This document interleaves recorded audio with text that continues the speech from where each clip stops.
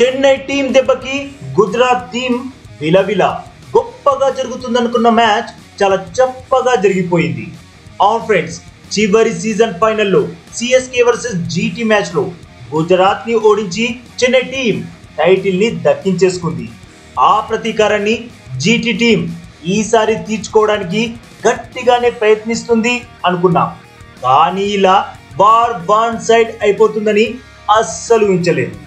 అవును ఫ్రెండ్స్, చెన్నై ఇచ్చిన 207 పరుగుల భారీ టార్గెట్ ని ఛేదించలేక చేతికిలబడింది గుజరాత్ టైటాన్స్ టీం. మ్యాచ్ లో ఏ దశలోనూ గెలిచేలా కనిపించలేదు.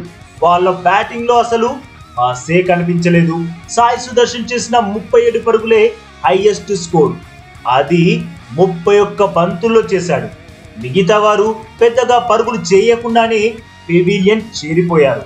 దీంతో చెన్నై టీం ఏకంగా 63 పరుగుల భారీ తేడాతో ఘన విజయం సాధించేసింది.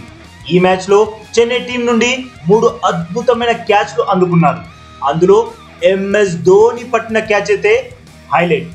విజయ్ శంకర్ కొట్టిన షాట్ ని right side full length dive కొట్టి క్యాచ్ అందుకొని అందరినీ ఆశ్చర్యపరిచాడు ఎంఎస్ ధోని. ఇక డేవిడ్ మిల్లర్ కొట్టిన షాట్ ని అజింక్య రహానే ముందుకు డైవ్ చేస్తూ లో క్యాచ్ అందుకొని అబ్బురపరిచాడు. ఇక ఒమర్ జాయి కొట్టిన క్యాచ్ ని రాచిన్ రవీంద్ర వెనక్కి పరిగెడుతూ ఎక్సలెంట్ గా అందుకున్నాడు. మ్యాచ్ లో ఈ క్యాచ్లు అయితే హైలైట్ గా నిలిచాయి. ఇక అంతకుముందు చెన్నై టీం నుండి ఫస్ట్ రాచిన్ రవీంద్ర బీభత్సమైన బ్యాటింగ్ చేశాడు.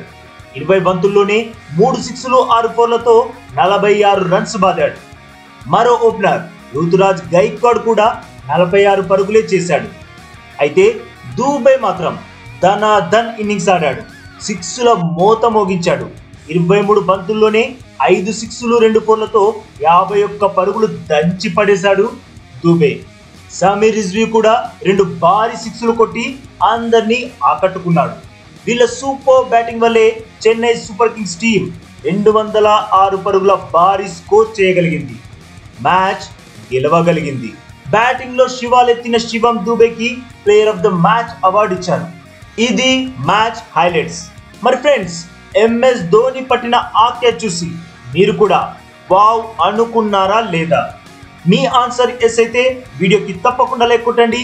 అలాగే మన ఛానల్ని సబ్స్క్రైబ్ చేసుకోవచ్చుగా ఫ్రెండ్స్.